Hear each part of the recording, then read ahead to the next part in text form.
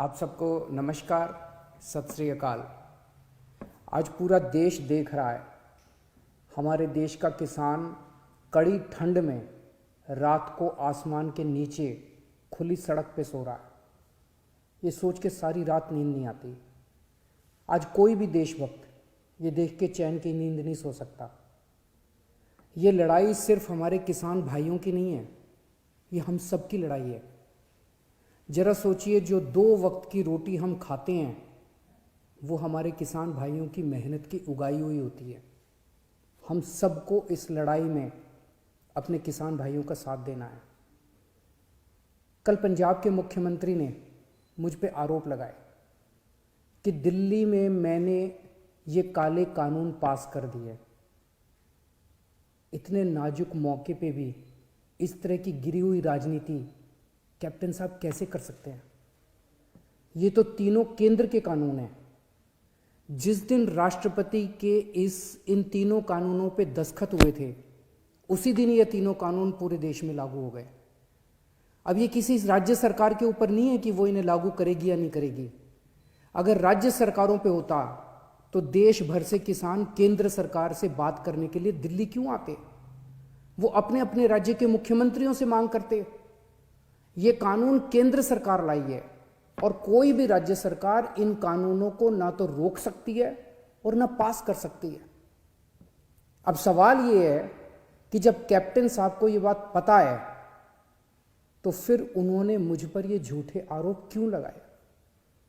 इसका एक बहुत बड़ा कारण है।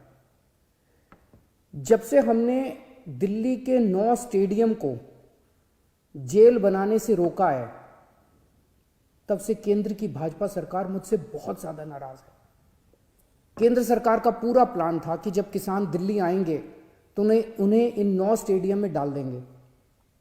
हमने स्टेडियम को जेल बनाने की इजाजत नहीं दी, तो वो लोग अब मुझसे बहुत नाराज हैं।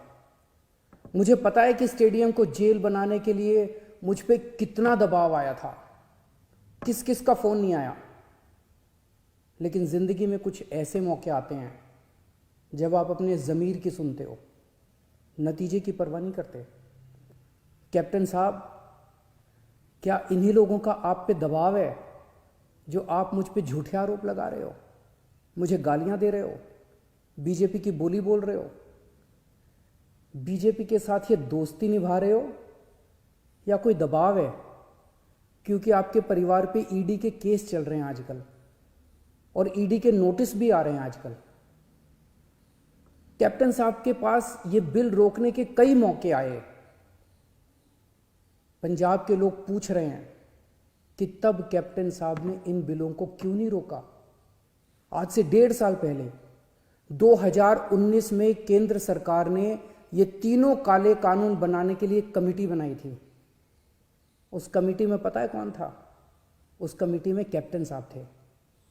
कैप्टन साहब, पंजाब के लोग आपसे पूछ रहे हैं कि आपने उस कमेटी में इन काले कानूनों को क्यों नहीं रोका?